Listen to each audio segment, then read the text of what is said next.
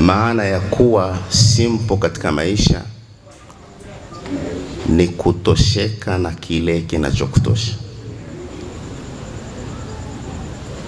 Maana ya kuwa simple katika maisha ni kutosheka na kile kinachokutosha.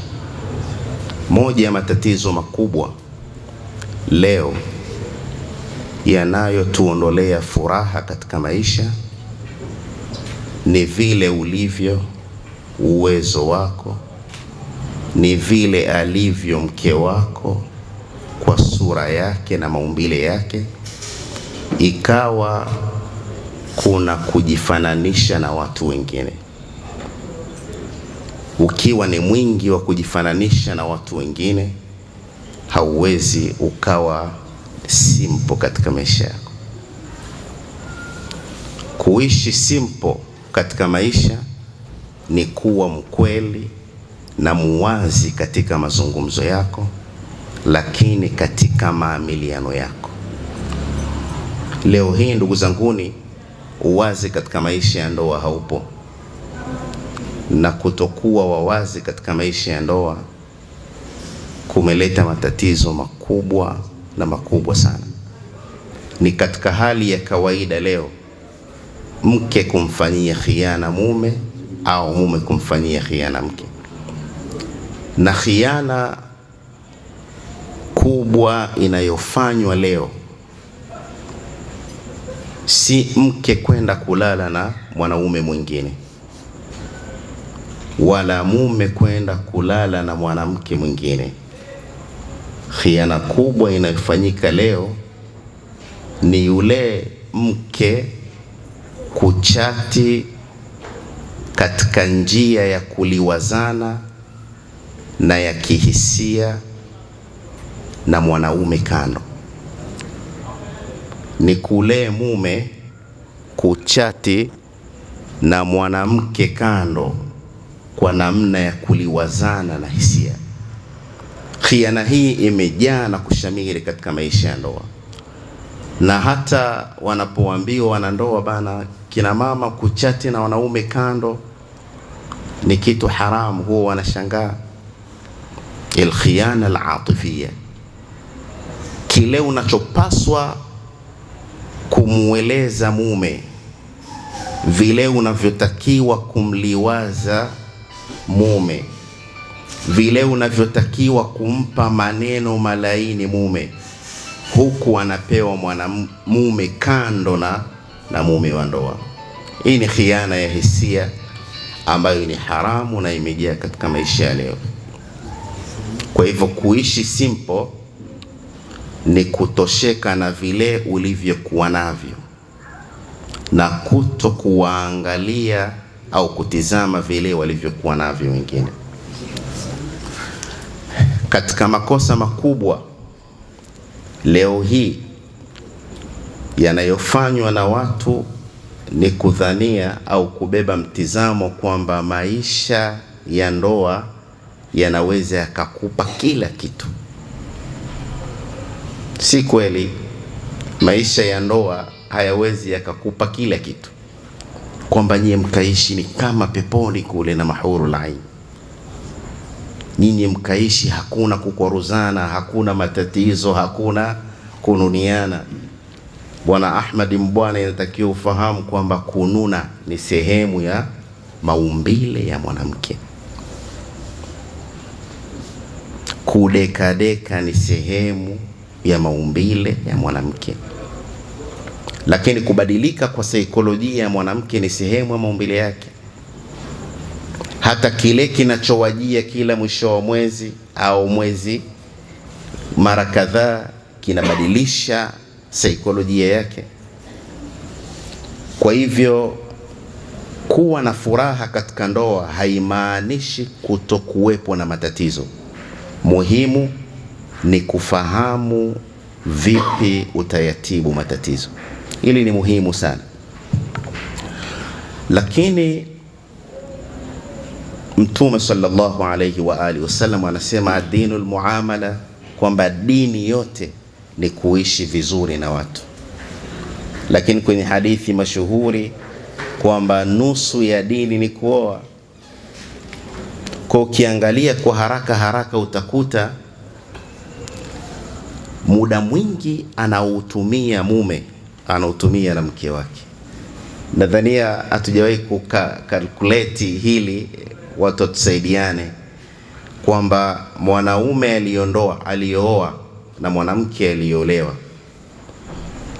ni asilimia ngapi ya masaa wanayotumia wakiwa wawili, wakiwa katika nyumba yao, na ni asilimia ngapi ya masaa wanayatumia wakiwa nje ya nyumba yao.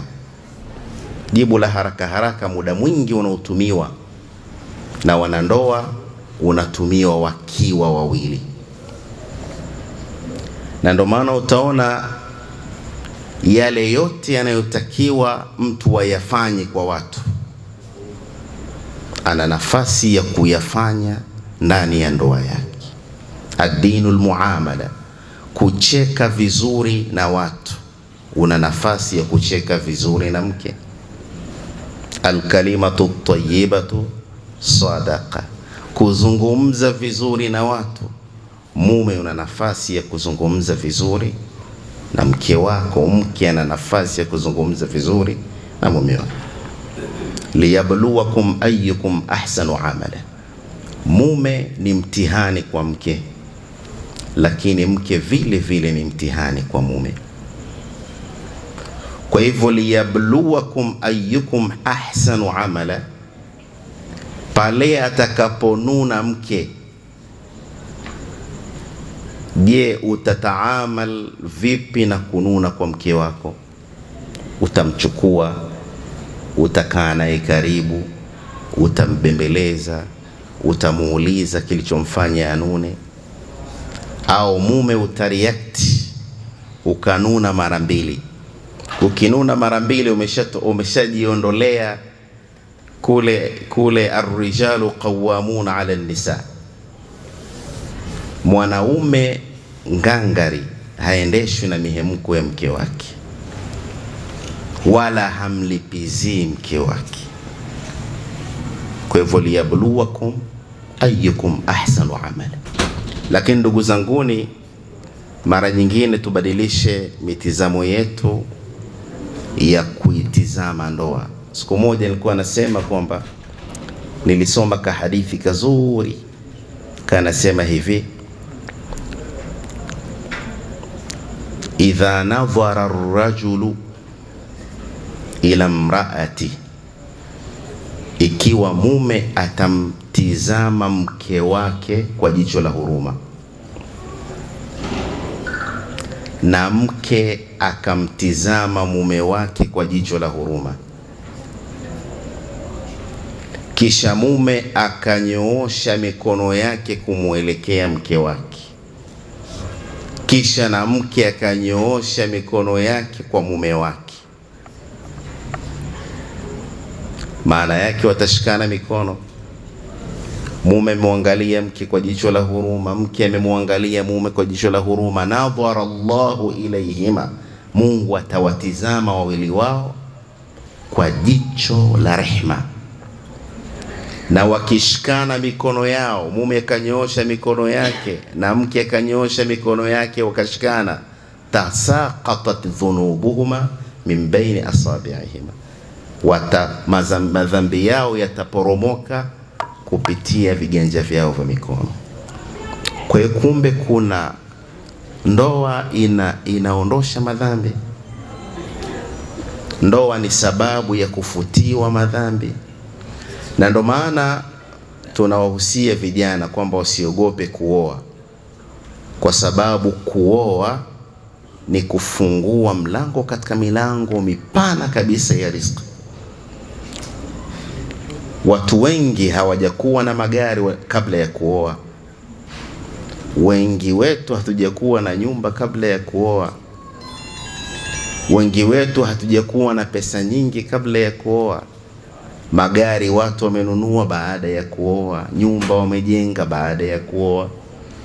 Kwa hivyo tufahamu kwamba in yakunu fuqara, mmeoana kule kuoana tu, yughnihimullahu min fadli, Mungu anawatosheleza kwa fadla zake. Wallahu wasi'un, Mungu ni mpana mkarimu. Kwa ndugu zanguni, ndoa ni mlango vile vile wa riziki. La mwisho, katika hadithi ya Mtume sallallahu alaihi wa alihi wasallam amefananisha ndoa na jengo, na kuna hikma kubwa. Kijenga nyumba yako, baada ya miaka 10 naweza ikatoka rangi ikaanza kuchakaa kidogo, ikatoboka mabati, kama ni vigae vikaanza kuvuja. Hikma tu inakwambia hapa niite fundi, nibadilishe vigae, nibadilishe mabati, nitoe yale ya zamani niweke msaudhi, nibadilishe, nitoe rangi nyeupe niweke ya njano nitoe rangi ya njano niweke nyekundu na mfano wake. Kwa hivyo kama ambavyo jengo linachoka, ndoa vile vile kuna nafasi ya kupungua ule ung'avu wake. Kwa hiyo Bwana Ahmad Mbwana, mwanzo wa maisha yako ya ndoa ni tofauti na baada ya miaka 10 ya maisha yako ya ndoa. As-saadatu qarar, furaha ni maamuzi yako. Furaha ni maamuzi ya Aisha Salo. Ukitunisha misuli na Aisha akitunisha misuli, hakuna furaha, kuna kujishusha. Ndo maana ya hikma, kujua muda gani unakaza, muda gani unalegeza. Si kila anaikaza muda wote anashinda. Unapotupa nduano katika ziwa au mto, na yule samaki mkubwa akala nduano ile, inabidi umwachie kamba kwanza, usifutane naye, aende apambane nayo. Tunawazea hapa wanatokea huko Rufiji, wanakula kambare mkubwa anang'ata nduano ile, unamwacha na kwenda nayo, anapambana nayo mpaka anachoka, unamvuta taratibu kabisa. Mwanamke ni tiflun, kimuona na miaka 40, 35, 30, beba mtizamo huu kwamba mwanamke ni mtoto, lakini anakutaka wewe umuone ni mkubwa. Kwa usije ukaacha kucheza naye ile baisho, ukaona au mtu mzima haihitaji. Sheikh, usijidanganye, anahitajia. Usiache kukimbizana naye ndani, ukaona ni mama mzima na tuna watoto, haihitaji, anahitajia. Cheza naye michezo ya kujificha katika nyumba, aoshe vyombo usuuze, ufue asuuze, katakata karoti, vitunguu apike biriani. Ad-dinu al-muamala, dini ni kuishi vizuri. Lakini la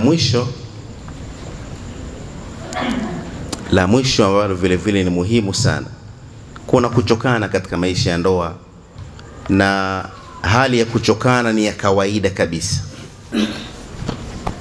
Na moja ya nasaha za kisaikolojia ni kukubaliana na hisia mbaya zinazokukumba. Yani ukiwa na huzuni, usipambane kwamba eti sina huzuni. Na huzuni. Umechukia, fahamu kwamba umechukia. Una hasira, fahamu kwamba una hasira. Kuchokana ni hali ya kawaida kabisa. Itafikia mahala unatamani ulale mwenyewe wala usimuone, na kinyume chake vile vile atatamani hata usirudi nyumbani. Lakini tumekuwa tunaficha katika nafsi zetu na wala hatujuani. Kuchokana ni hali ya kawaida. Muhimu kabisa ni kutambua hali hii inayowakumba na namna zake za kutibu. Pengine muda ni mchache. Nas'alullaha al-auna wat-tawfiqa, innahu waliyut tawfiq. Wa sallallahu ala Muhammadin wa alihi wasallam.